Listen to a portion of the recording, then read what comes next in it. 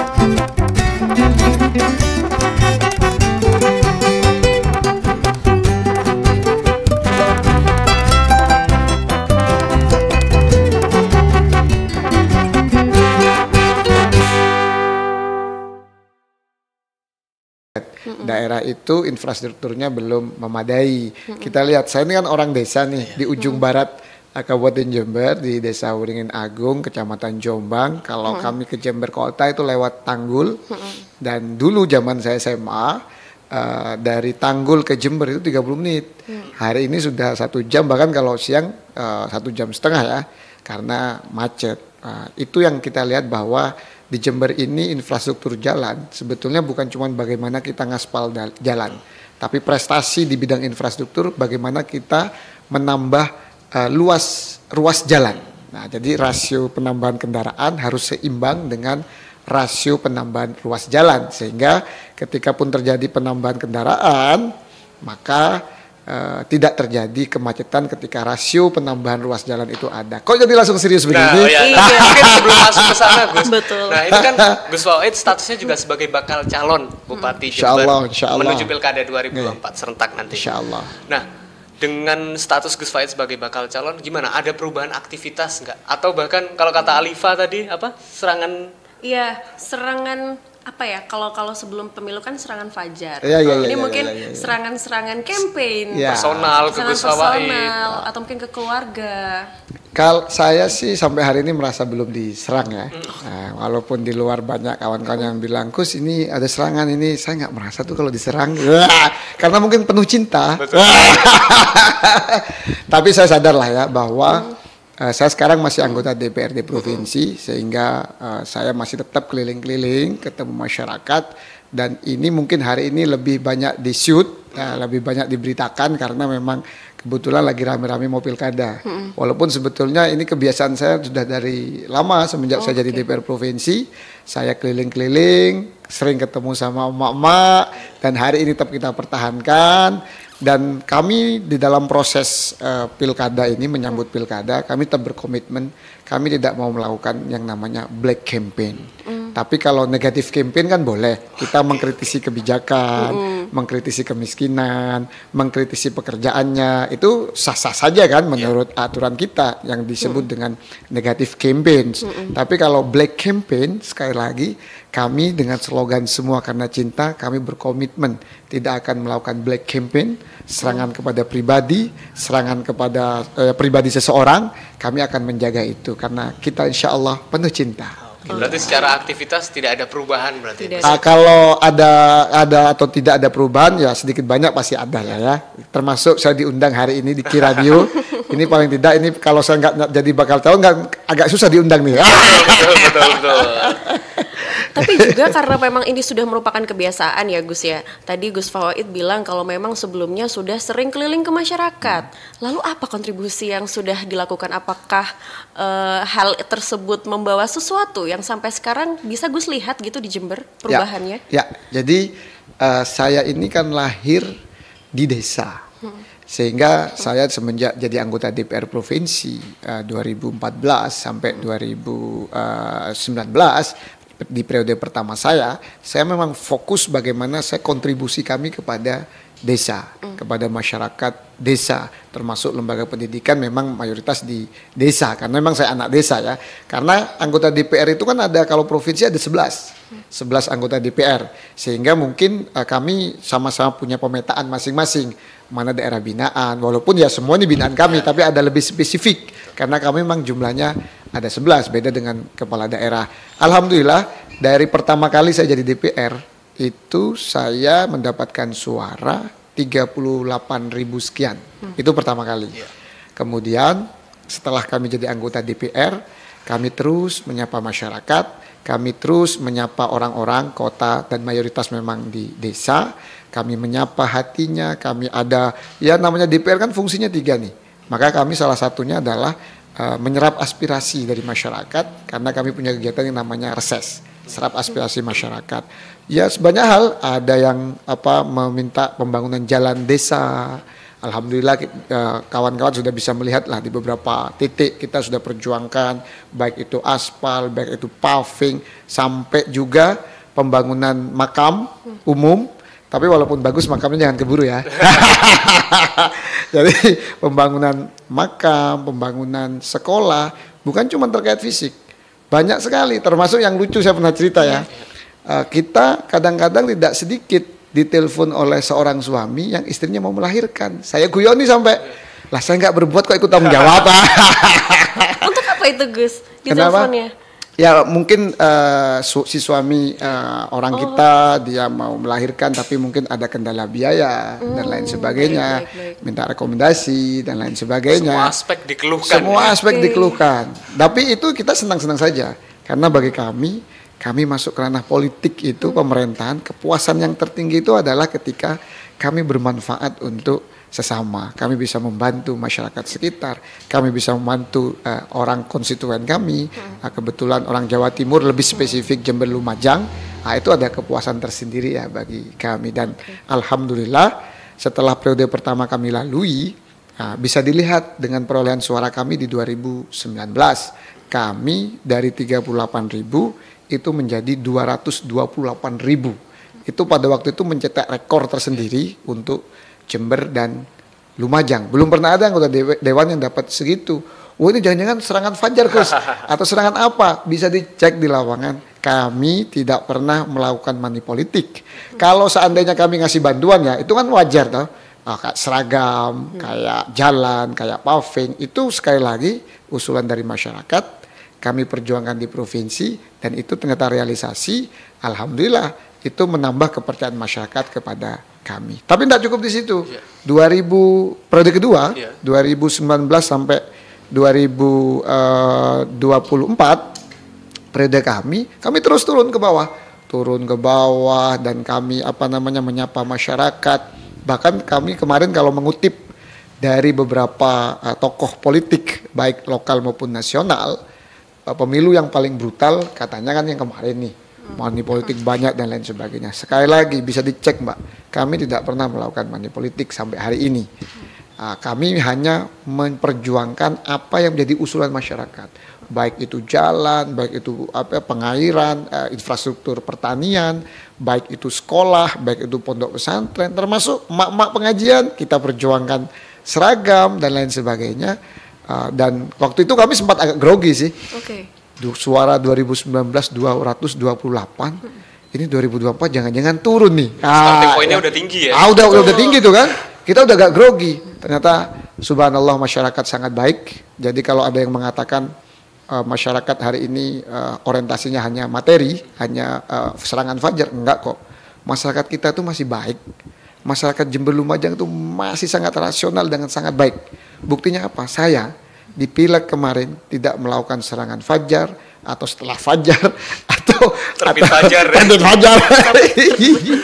Itu, tapi justru perolehan suara kami malah naik.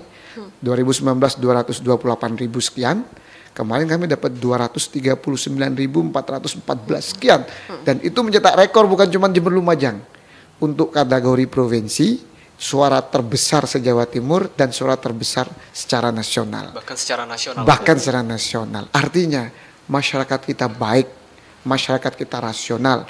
Jadi saya tidak setuju dengan kata-kata masyarakat itu hanya mementingkan materi, hanya mementingkan serangan fajar dan apa.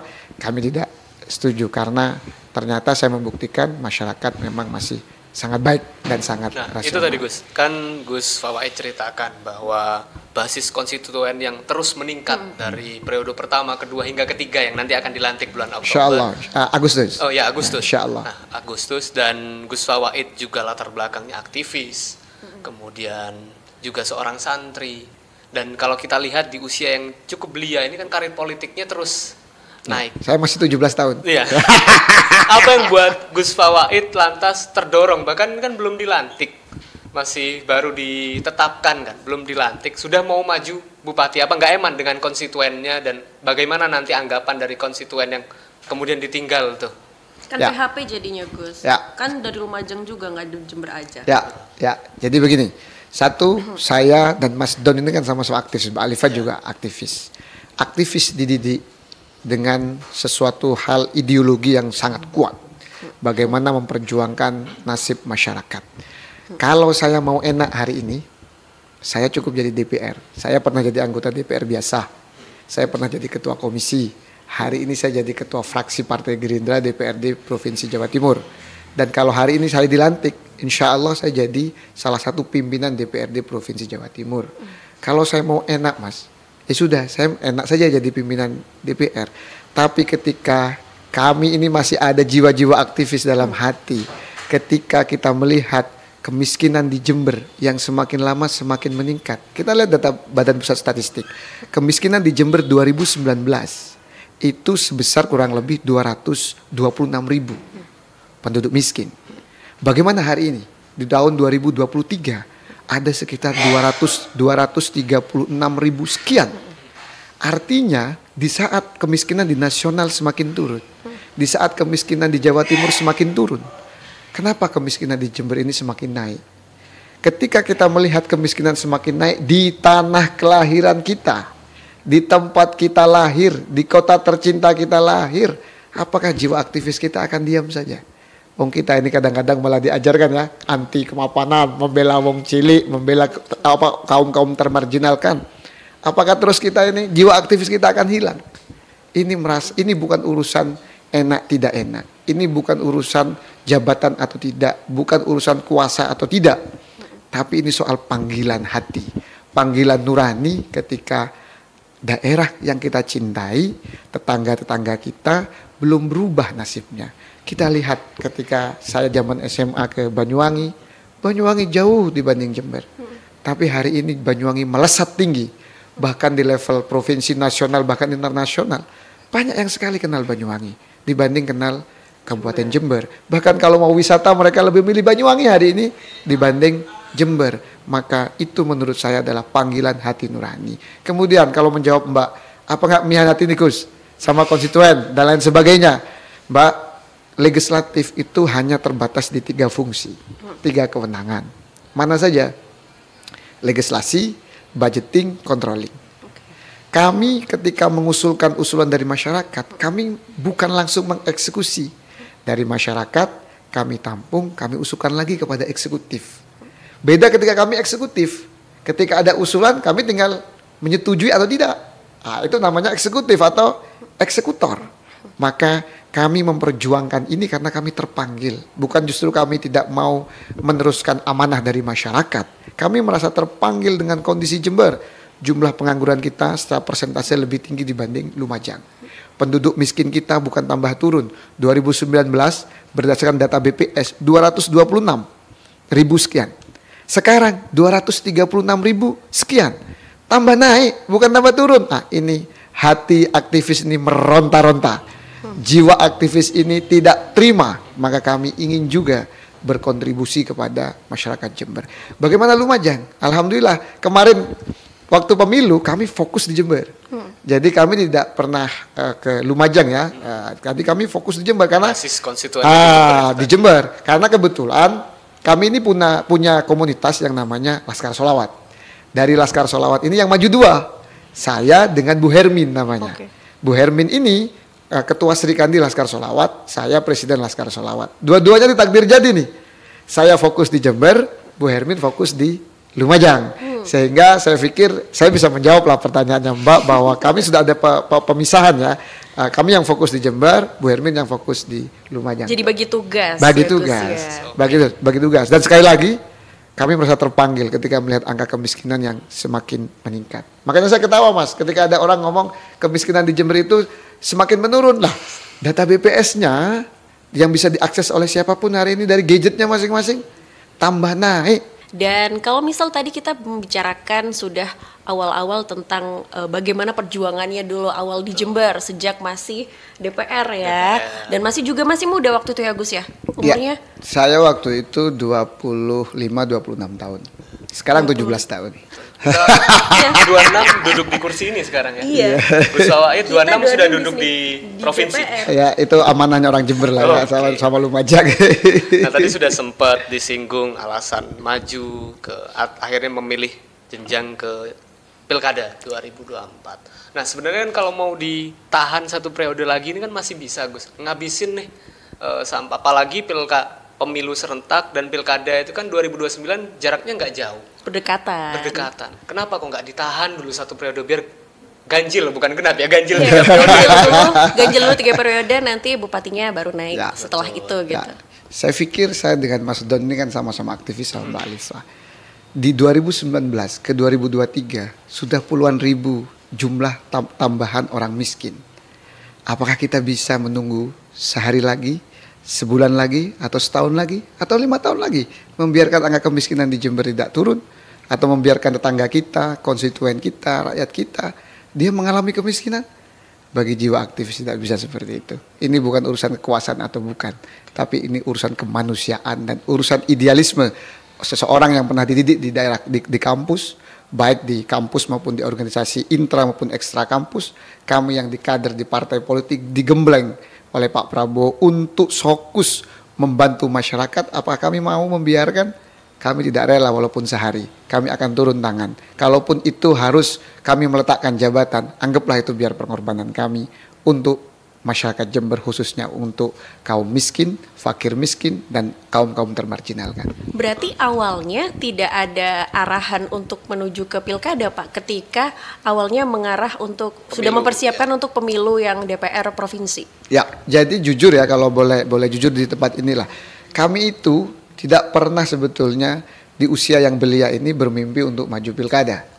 Kami fokus saja dengan kerjaan kami fokus dengan apa yang menjadi kewenangan dan tanggung jawab kami fokus untuk berjuang lewat visi misi partai. Bahkan sampai pileg kemarin kami mencalonkan. Kalau saya ini dari awal sudah jauh-jauh hari mau mencalonkan pilkada, ya mungkin saya di pileg kemarin tidak ikut mencalonkan. Tetapi ketika kami fokus memperjuangkan apa yang menjadi tanggung jawab kami dan tugas kami, juga tanggung jawab kami, maka kami ikut pileg. Kami ingin melanjutkan di legislatif. Namun setelah pileg itu selesai, banyak sekali masyarakat komunitas, banyak sekali relawan, terutama emak-emak ya, emak-emak yang datang kepada kami, meminta kepada kami. Bahkan ada kaum-kaum akademisi, dosen-dosen. Bahkan kalau dosen-dosen pasti membawa data kan. Betul. Oke, Ini loh Kus, ini loh Kus, Jember, ini kemiskinannya semakin naik loh. 2019 sekian, 2023 sekian loh, semakin naik loh. Angka penganggurannya semakin naik loh. Ini masalah stunting kita nomor urut 1 di Jawa Timur. Angka kematian ibu dan bayi masih nomor 1 di Jawa Timur. Belum lagi TBC, belum lagi HIV dan lain sebagainya. Terus jiwa kita sebagai aktivis, mantan aktivis di kampus, apakah tiba-tiba diam saja? Kami tidak pernah diajarkan seperti itu. Maka kami tergugah untuk memperjuangkan tanah kelahiran kami. Saya lahir di Jember, saya dibesarkan di Jember, maka kami punya hutang besar kepada Kabupaten Jember tercinta ini. Karena kita ingat betul Alifa, Iya. waktu habis diumumkan rekapitulasi versi KPU, itu Gus Fawait belum ada ancang-ancang tuh. Belum. Kita Belum. podcast pertama Belum. kali. Belum. Masih kita tanya belum ada Ancang-ancang sinyal untuk ya, menuju mau maju ke atau bupati. Ya. tidak. Nah, Kan makanya capek juga habis pemilu kan ya. istirahat dulu lah. Harus siap-siap lagi jadi Santai-santai. bupati Harus gitu ya. siap-siap lagi nih. Nah, kalau sudah komitmennya untuk maju di Pilkada 2024, sebenarnya visi apa sih yang disiapkan oleh Gus Fawait ini? Untuk kalau tadi kan menurut Gus Fawait ada beberapa problem yang harus diselesaikan. Ya, jadi yang paling penting adalah bagi saya ke depan, kami terpanggil karena masalah di Jember ini yang semakin pelik, termasuk kemiskinan. Maka kemiskinan itu menjadi hal yang harus kita selesaikan. Itu tugas utama. Saya tidak mau memaparkan janji-janji yang mungkin muluk-muluk ketika kampanye, enggak. Tapi saya akan hadir untuk orang miskin, saya akan hadir untuk kaum fakir, saya akan hadir untuk kaum termarginalkan. Dan berdasarkan data BPS, ya kita kan kalau di kampus kan diajarkan nih konsistensi. Kalau mau pakai data BPS ya BPS terus. Kalau mau pakai data Bank Indonesia terus. Jangan terus kita untung pakai persentase, kalau nggak untung pakai jumlah atau sebaliknya. Kita konsisten saja. Nah, berdasarkan data Badan Pusat Statistik, Mas Don sama Mbak Alifa, kemiskinan di Jember ini nomor 2 Jawa Timur. Dan yang mayoritas itu ada di pedesaan. Siapa orang yang di pedesaan yang miskin itu? Rata-rata mereka adalah petani, buruh tani, dan nelayan. Padahal kalau kita melihat lebih jauh, Jember adalah kabupaten dengan jumlah luas lahan pertanian terluas, salah satu terluas di Provinsi Jawa Timur. Gampangannya begini, seandainya hasil dari produk pangan kita, padi, jagung, dan lain sebagainya, hasil dari bumi Jember ini tidak dijual kepada di luar Jember, maka kabupaten di luar Jember ini akan kebingungan, kekurangan pangan. Karena pusatnya di Jember. Karena pusatnya di Jember. Nah, tetapi ketika Jember ini di satu sisi Jember ini adalah pahlawan pangan kita, petani ini pahlawan pangan kita, lumbung pangan kita, buruh tani, nelayan juga lumbung pangan kita, pahlawan pangan kita, tapi di sisi yang lain mereka miskin. Ini yang disebut kata Pak Prabowo paradoks. Di satu sisi pahlawan, di satu sisi miskin. Maka ke depan, kalau ingin mengentaskan kemiskinan, kami akan hadir membela petani, kami akan hadir membela buruh tani, dan kami akan hadir membela nelayan. Kalau mereka sejahtera, mereka kita bantu, mereka bisa ekonominya baik, saya yakin kemiskinan di Jember ini akan semakin kecil dan tidak setinggi hari ini. Nah, gambaran program untuk menyelesaikan problem itu dari Gus Fawait, ya. Apa? Jadi contoh nih, kalau di sektor pertanian, hari ini petani kekurangan pupuk. Sedangkan kami cek di mana di kementerian, pemerintah pusat ini kadang-kadang kebingungan dengan data kita, dengan data kebutuhan pupuk kita. Jadi jangan terus kita seenaknya atau segampangnya, gampang saja kalau ada kekurangan pupuk langsung salahkan pemerintah pusat. Langsung salahkan pemerintah pusat loh. Pemerintah pusat ini yang ditangani bukan cuma Jember, tapi dari Sabang sampai Merauke. kadang mereka punya kebingungan kalau kita nggak sodorkan perbaikan data. Maka saya ingin ketika Allah takdirkan dan masyarakat pilih kami jadi Bupati Jember, kami akan membuat sebuah badan yang sifatnya ad hoc atau apa nanti tergantung DPRD Jember juga, adalah badan yang saya namai adalah darurat kemiskinan di Jember. Di dalamnya ada darurat pertanian. Yang kami lakukan perbaikan data yang pertama, bantu petani untuk upload data kebutuhan dari pupuk yang mereka butuhkan. Yang kedua, kalau memang pupuk subsidi ini memang kurang dari pemerintah pusat kuotanya, maka kami bertekad akan membeli pupuk non subsidi, kami akan jual seharga subsidi kepada petani dan buruh petani di Jember. Apa bisa, Gus? Ya kalau nggak bisa jangan jadi bupati. Kan gitu. Nah, berarti Baik. ketika Gus nanti pun ditakdirkan menjabat, fokusnya, karena kan kalau kita lihat data PDRB sekarang hampir 30% itu masih pertanian. Pertanian, PDRB ya. terbesar. Ketika nanti Gus ditakdirkan, akan tetap fokus ke sektor pertanian itu atau akan beralih kayak Banyuwangi nih, kan bergeser tuh ke Ya. sektor pariwisata sekarang Pariwisata. fokusnya. Ya, Banyuwangi beralih ke sektor pariwisata karena dia sudah mengatasi kemiskinan dulu. Nah, maka kita jangan ngomong yang lain dulu, tapi kemiskinannya harus kita atasi. Di mana orang miskin? Mereka petani, buruh tani, nelayan, pedagang informal. Pedagang informal ini pedagang tradisional, kaki lima, ini harus kita perhatikan betul. Maka ke depan fokus kami adalah pengentasan kemiskinan, maka kami akan hadir di sektor-sektor yang masih banyak miskinnya. Kemudian yang kedua, Jember ini sebetulnya punya keunggulan dibanding kabupaten yang lain. Kita punya lahan pertanian satu yang terluas di Jawa Timur. Cuman kadang kita nggak pede, mau kita nih prioritaskan sektor pertanian. Mungkin bahasanya kurang ngetren lah ya dibanding yang ini industri, ini apa. Kalau saya tetap keunggulan kita pertanian, maka kita kembangkan pertanian, kita kembangkan perikanan yaitu nelayan, kita kembangkan sektor informal, pedagang tradisional, pedagang kaki lima. Itu sektor-sektor yang berjasa pada Indonesia, pada Jember. Ingat 2008 kita Indonesia hampir masuk ke jurang yang namanya krisis ekonomi episode kedua setelah 98. Tapi Indonesia bisa selamat karena permintaan domestik yang besar. Dan itu salah satunya adalah di sektor informal yang biasanya digusur nih, pedagang kaki lima digusur, pedagang asongan digusur. Padahal kalau mau krisis, yang menyelamatkan kita mereka itu pedagang kaki lima, pedagang asongan, pedagang-pedagang pasar tradisional.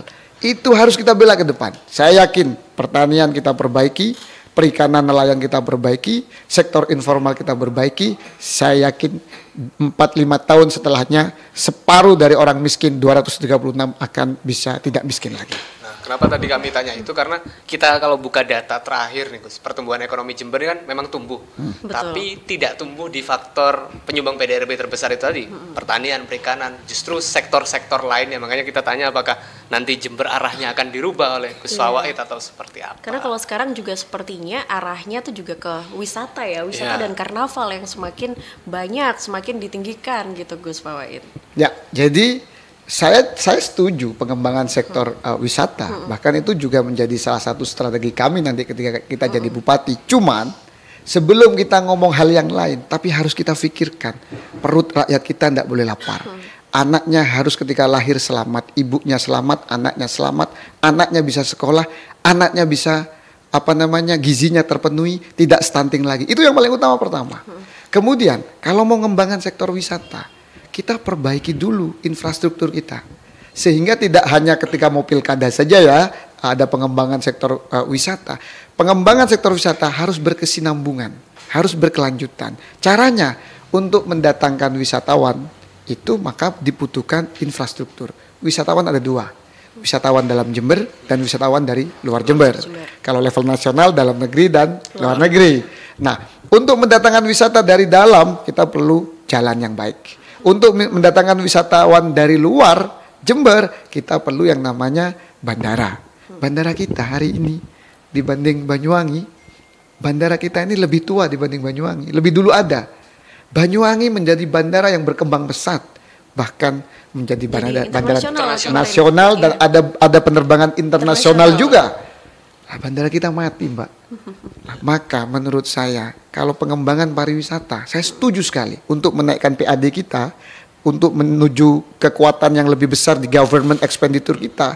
Itu adalah salah satunya adalah wisata, tapi harus berkesinambungan. Jangan cuma bikin event sekali, habis itu nanti lagi sekali, harus berkesinambungan. Harusnya ada sebuah sistem yang menata event itu supaya berjalan, contoh sebulan.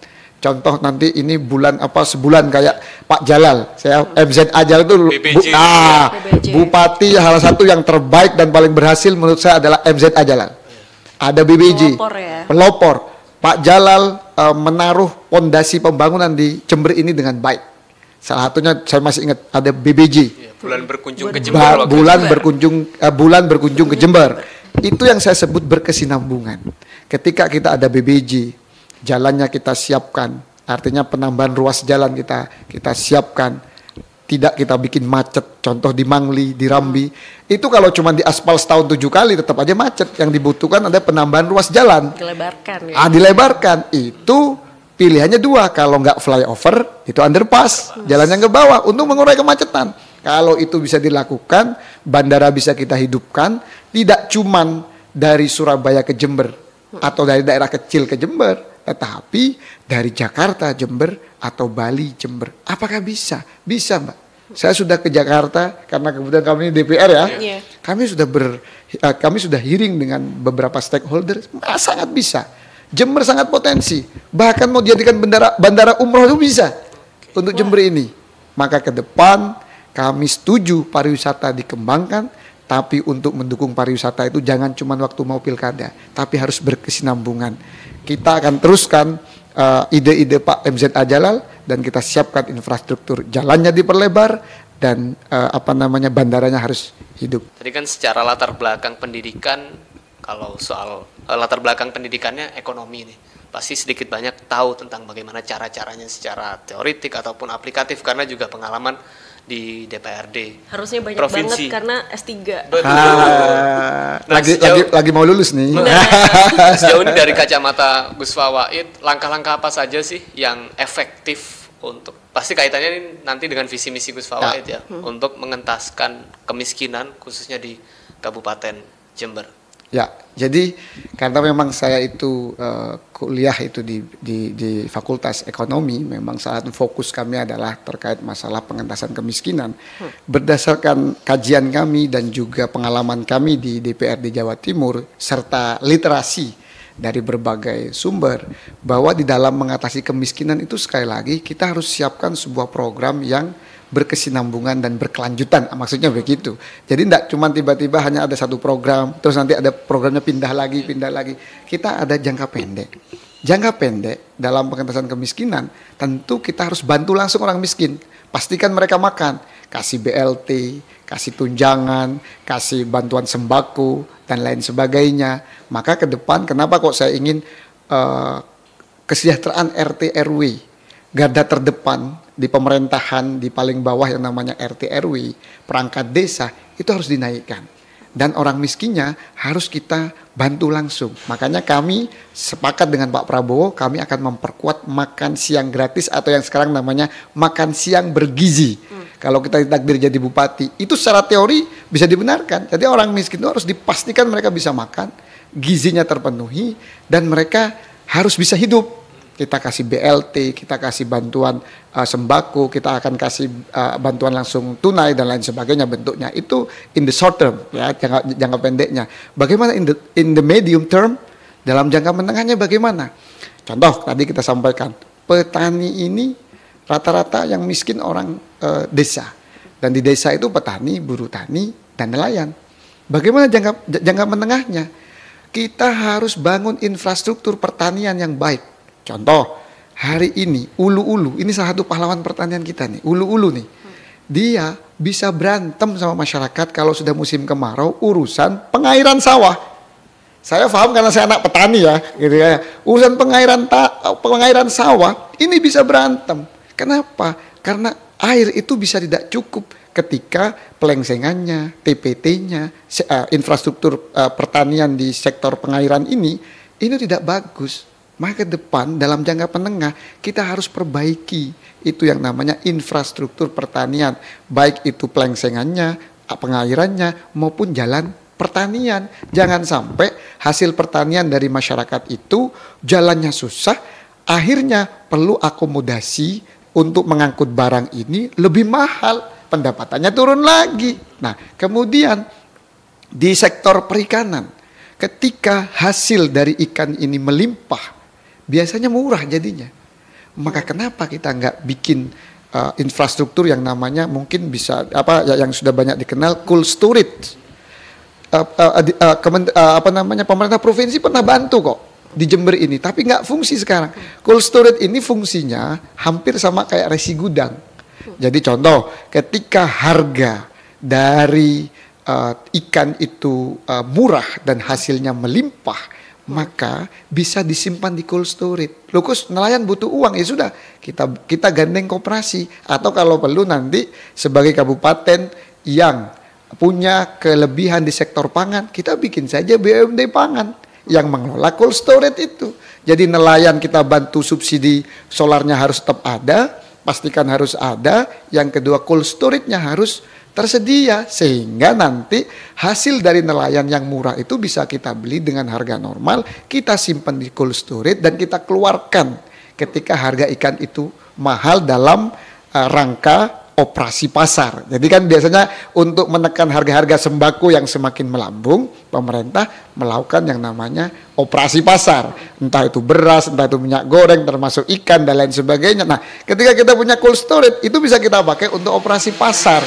atau membantu gizi anak. Apalagi sekarang Pak Prabowo nanti saya juga akan bersinergi untuk program makan siang gratis atau makan siang bergizi, bisa pakai yang hasil cold storage itu. Nah, itu loh maksud kita untuk jangka menengahnya. Bagaimana in the long term? Bagaimana jangka panjangnya? Ini harus ada strategi pendek, menengah, panjang. Nggak asal tiba-tiba ngomong ini begini, tapi nggak ada menengah panjangnya. Saya pikir itu agak sulit untuk menurunkan kemiskinan. Jangka panjangnya tidak ada jalur lain. Kalau kita ingin mengentaskan kemiskinan, kita harus pastikan anak-anak orang miskin, anak-anak petani, anak-anak buruh tani yang miskin, anak nelayan, anak guru ngaji, anak RT RW, anak kader posyandu, anak-anak orang-orang di desa harus kita kuliahkan gratis oleh pemerintah Kabupaten Jember. Semacam beasiswa, tapi jangan sampai dikasih label beasiswa miskin. Jangan sampai seperti yang dulu ada beasiswa miskin. Jaga perasaan anak orang miskin.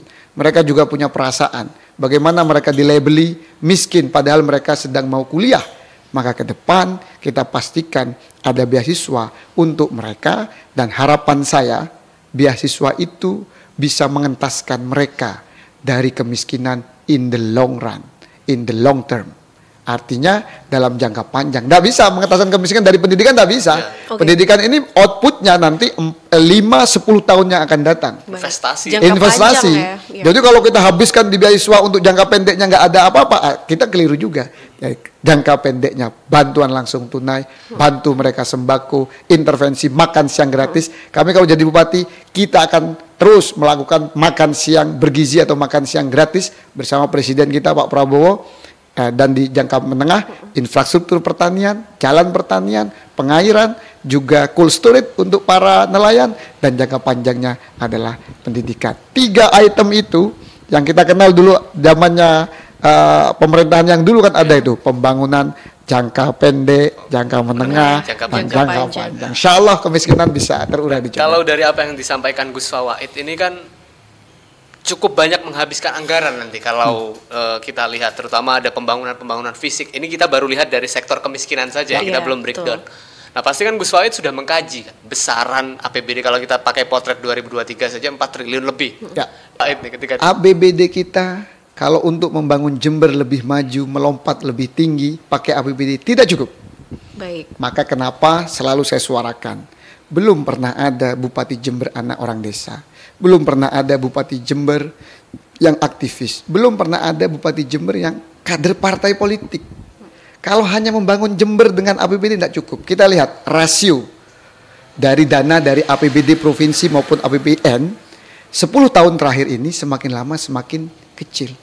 Sehingga kalau kita hanya mengandalkan APBD kita saja, bidang A yang kita genjot, B akan dikorbankan, C akan dikorbankan, dan seterusnya. Kita lihat bagaimana Banyuwangi, seorang Azwar Anas, seorang aktivis, seorang kader partai politik. Azwar Anas membangun Banyuwangi tidak hanya dengan APBD-nya, tapi kepiawaian dia membangun Banyuwangi dengan mengakses APBN. Nah, hari ini saya kader partai politik. Ketua umum saya Pak Prabowo yang menjadi presiden terpilih. Maka kami dilatih untuk melakukan lobby, melakukan diplomasi. Kami membangun Jember, menyampaikan apa yang jadi pemikiran besar tadi yang sudah kita jabarkan. Dengan APBD Jember, dengan APBD provinsi, dan tentunya dengan APBN. Membangun flyover, underpass, itu kalau dengan APBD, saya pikir tidak cukup, tidak mampu kita. Maka kita harus bisa mengakses APBN.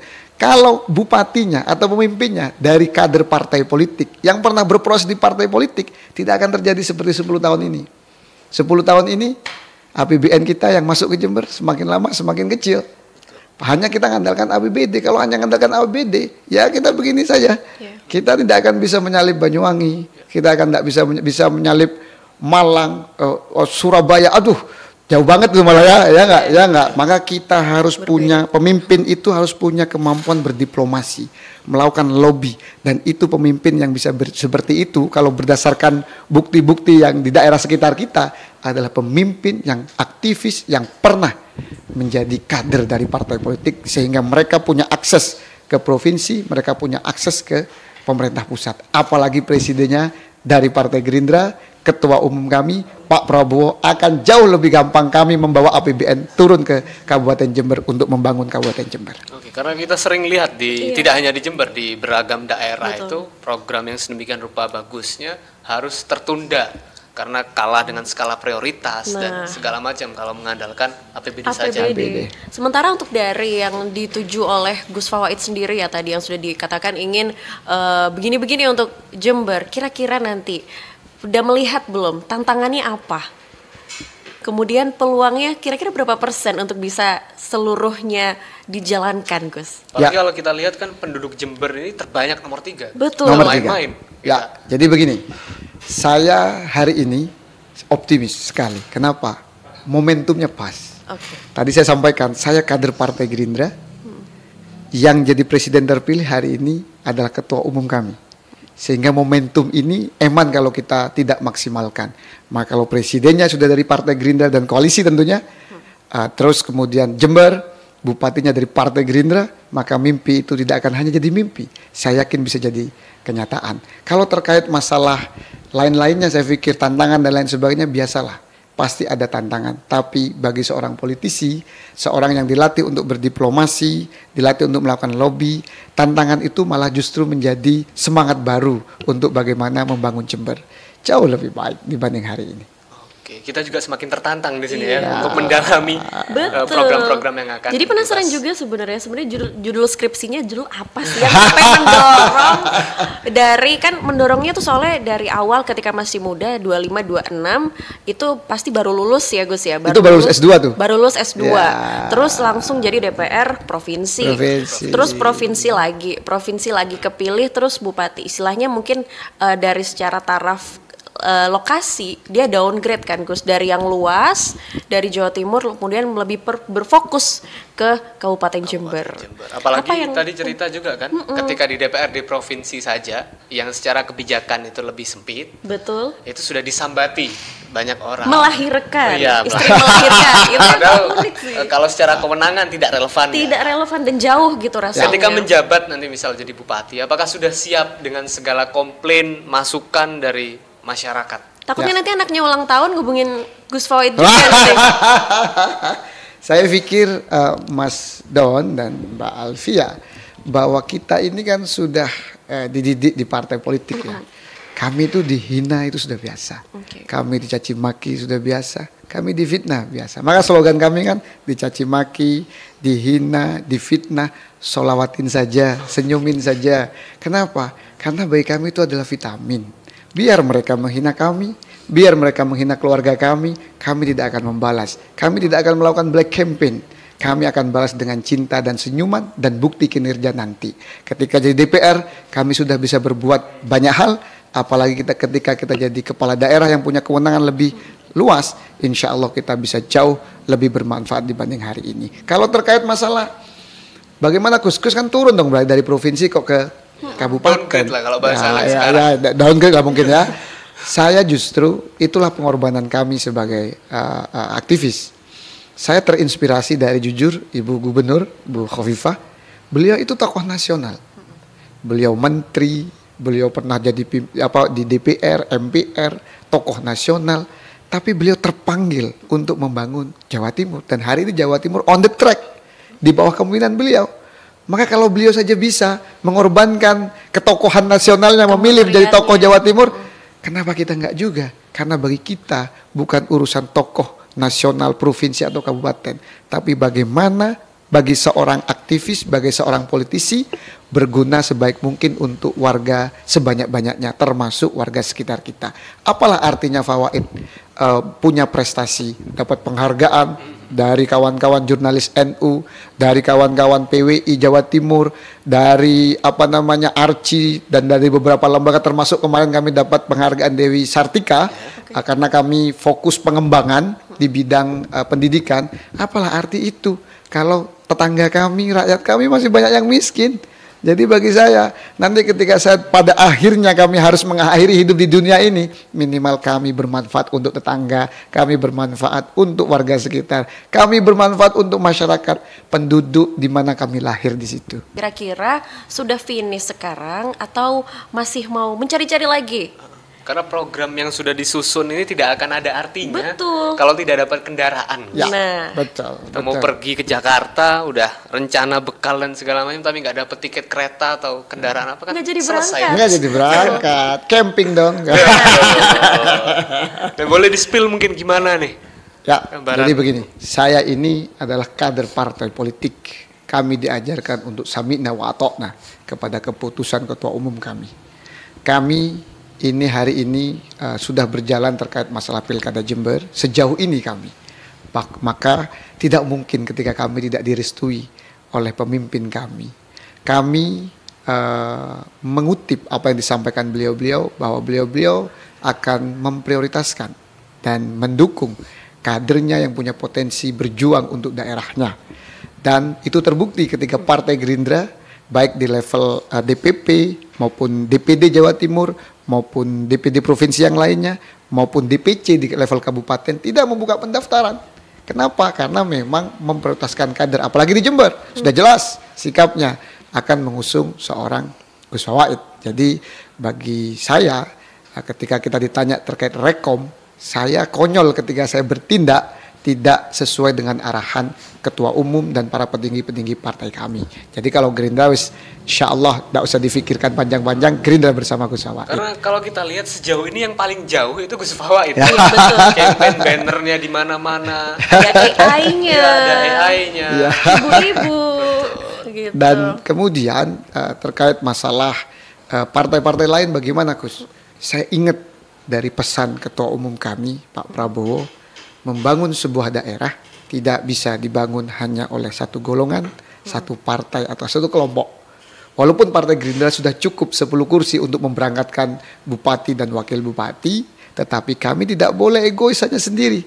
Kami akan merangkul sebanyak mungkin partai-partai. Makanya kami setiap ada partai membuka pendaftaran, kami mendaftar. Kami buka komunikasi, kami buka silaturahmi, itu menandakan bahwa walaupun Gerindra cukup, tapi kami diajarkan oleh ketua umum kami untuk mengajak semua partai politik membangun Jember bersama-sama. Dan saya yakin mudah-mudahan semua partai bersama kita untuk membangun Kabupaten Jember. Oke. Nah, kalau rekom sudah, wakilnya sekarang Iya. siapa nih Gus kira-kira? Ya bisa Mas Don sama Mbak Alfia lah.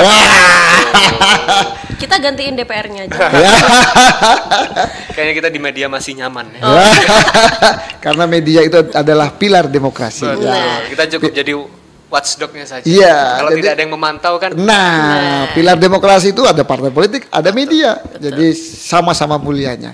Terkait wakil, saya mengutip apa yang disampaikan Presiden Jokowi ketika menjelang Pilpres. ojo grusa grusu. Baik. Jadi santai saja. Insya Allah wakil kita adalah yang terbaik. Kolaborasilah antara bisa juga anak muda dan senior, bisa juga politisi birokrat, bisa saja politisi pengusaha, bisa saja politisi artis, bisa saja. Oke, Pokok kata Pak Jokowi, ojo grusa grusu. Semua akan indah pada waktunya. Semua akan indah pada waktunya, semua karena cinta. Nah, semua Nanti boleh karena dong dibikin off the record ya. Iya. Iya. Bisikin siapa nih kira-kira? Iya. Karena kalau bisa dibilang di antara semua baca buku yang lain ya, Gus Wawet nih yang paling awal ketika diumumkan juga bersama dengan wakil. Sudah ada pasangannya dulu awalnya kan. Ya. Tapi ternyata sekarang masih belum ternyata ya Gus ya. Saya pikir saya tidak membantah ya Oke. terkait masalah deklarasi-deklarasi yang kemarin. Cuman memang kami karena kemarin deklarasi itu adalah dilakukan oleh partai non parlemen, harus kita Oke. hormati. Oke. Nah, nanti rekomendasi yang berhak untuk mengusung kan partai yang punya anggota dewan. Ya. Maka tentu kita sebagai manusia politik akan mendiskusikan apakah yang kemarin ataukah ada yang lain. Kita diskusikan bersama, bisa, kata saya tadi, bisa muda dan senior, bisa muda dan muda, bisa laki-laki dan perempuan, bisa politisi birokrasi, bisa juga politisi pengusaha, politisi artis, nah, semua bisa. Kalau dari keinginan pribadi Gus Fawaid nih, walaupun nanti kan harus Iya. tetap diskusi dengan banyak pihak. Keinginannya dari unsur apa nih Gus? Saya unsur apa saja kayaknya mudah cocok deh. Oh. Apa aja terima ya Gus ya. Apa yang diterima, karena manusia politik dilatih untuk bisa cepat beradaptasi. Baik. Oke, nah ini kita sudah bahas politik, Iya biar dan cooling down. betul paham banget juga sama kondisi Jember Betul. kan. Alhamdulillah. Sekarang kita coba kalau misalnya ternyata kondisi Jember yang sesuai gambar ini juga paham nggak? Iya, apakah Gus Fawaid Ini digambar. tahu dengan ikon-ikon Jember yang di Icon apa sini? nih? Iya. Seberapa tahu Gus Fawaid? Kan karena kalau pilkada itu pasti banyak kan klaim Betul. paling putra daerah itu segala Nah, macam. researchnya juga udah dalam tadi soal kemiskinan dan Nah, ini udah semuanya. muncul nih gambarnya. Betul. Nah, Kira-kira di mana nih Gus? Ini saya pikir tempat orang mencari rezeki, dan ini ada di selatan, di dekat kecamatan saya. Ini kecamatan Puger, ini pasar ikan, pelelangan ikan, dan di sini Mas, yang kenapa kok saya betul-betul ingin agak sedikit cerita lah, bahwa ini tempat kemiskinan banyak Mas, di pinggir pantai, tempatnya nelayan. Bayangkan pasar ikan yang sebetulnya tempat mereka mencari rezeki, coba genangan air di mana-mana, penataannya kurang pas. Maka ke depan kalau kita ingin mengentaskan kemiskinan, ini harus kita perbaiki lebih baik. Tidak boleh seperti ini. Dan kalau bisa mengembangkan wisata, ini kalau bagus bisa mendatangkan wisata dari luar daerah loh untuk belanja di tempat ini. Dan pemerintah provinsi pernah bantu yang namanya cold storage untuk ketika harga ikan itu murah bisa disimpan di cold storage. Tapi ternyata kayaknya tidak difungsikan di situ, tidak berfungsi. Eman dong, kalau kita dari pemerintah Kabupaten Jember pasti akan kita fungsikan. Kalau perlu, kalau kurang cold storage-nya kita tambahi. Tapi yang jelas nelayan, pedagang ikan harus kita bela. Harus dibikin bagus, harus dibikin layak, harus dibikin terhormat. Dan ini mereka bisa gampang cari rezeki, dan kalau perlu bisa menarik wisatawan dari luar daerah. Ini kalau nggak salah pasar ikan, pelelangan Iya, ikan tempat Puger ya. pelelangan pelelangan ikan. Betul. Ya. berarti 2 tahun lagi nggak gini fotonya ya. Gus? Amin, amin, amin, Tapi amin, memang amin. beda ya kalau ngobrol sama kader partai politik dan politisi ini, yang awalnya untuk nebak, cuma Iya. sekedar nebak, Akhirnya bisa dijelasin ada bisa ceritanya melebar. juga, gitu. emang beda. Mungkin bisa di next gambar lainnya,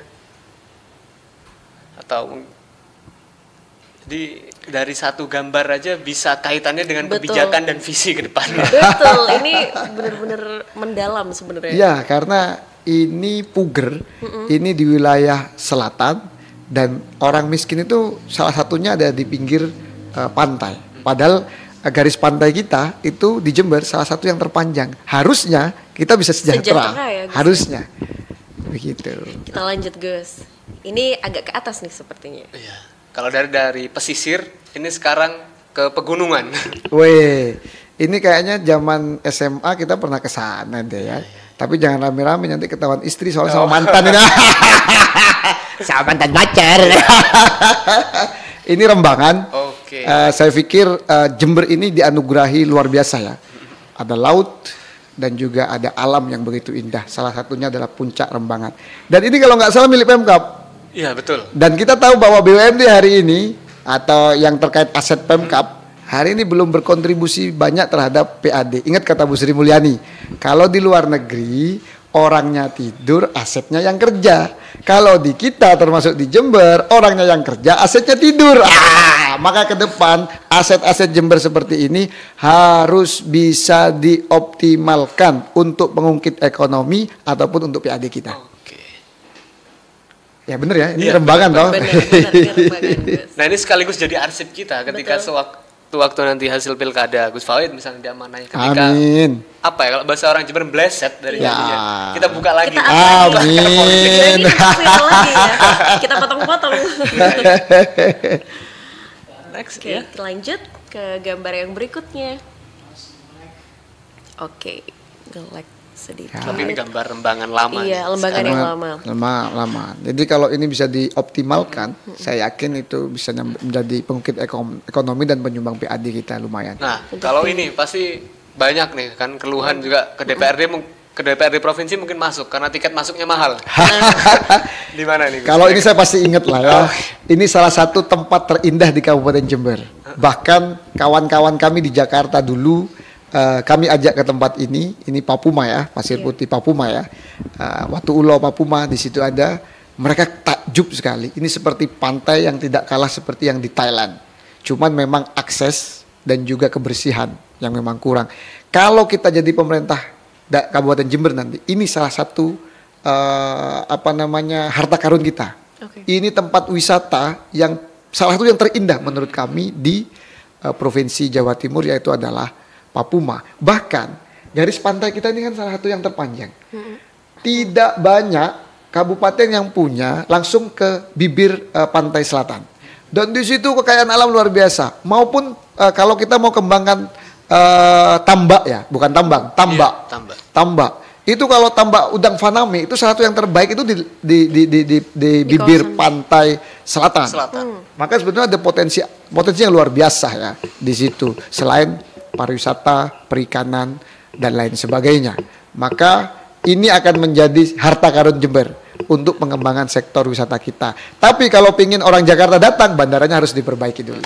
Ya harapan kita dari Papuma ini siapapun yang jadi nanti bisa menekan tiket masuknya. Iya. Ya. Karena jadi tidak bisa dinikmati sama semua orang kan, Gus. Ya. Karena mahal sekarang Ya, dibandingkan itu dengan pantai-pantai lain di pantai-pantai yang sekitarnya. lain. Ya harus terjangkau lah. Iya. Harus terjangkau. Kita lanjut ke gambar berikutnya. Oke. Nah, ini Gus belum muncul di situ. Itu kalau tidak salah adalah salah satu pasar yang fenomenal di Jember, yang simbol dari pasar tradisional di Jember, yaitu adalah Pasar Tanjung. Nah, ini yang akan kami menjadi unggulan juga kami ke depan. Jadi selain sektor pertanian, sektor perikanan, juga ada sektor pedagang informal, yaitu adalah pedagang tradisional. Saya beberapa kali ke pasar tradisional yang di Surabaya, di sana tradisional tapi bersih, ada trolinya dan lain sebagainya. Bayangkan kalau nanti pedagang-pedagang tradisional ini kita bela, pasarnya kita baguskan, kebersihannya kita prioritaskan, mereka kita bantu akses modalnya, maka pasar ini akan semakin menggeliat dan disitulah perputaran keuangan yang ada salah satunya di Kabupaten Jember. Membangun pasar, pemerintah pusat banyak sekali program terkait pasar ini. Kenapa kok saya tahu? Karena kami sering ke pemerintah pusat ketika jadi DPR provinsi, banyak sekali. Cuman masalahnya tinggal kemauan dari pemerintah kabupaten. Eman kalau kita ini hanya mengandalkan APBD nggak mungkin bisa bikin pasar yang bagus. Maka ke depan pasar-pasar tradisional harus kita bangun. Salah satunya Pasar Tanjung dan pasar-pasar yang ada di kecamatan. Tapi memang ada beberapa kasus pasar ya. Ada dulu di beberapa tahun yang lalu ada pasar yang dibangun justru malah mangkrak. Karena ada kasus-kasus tertentu ya. Ke depan tidak boleh lagi seperti itu.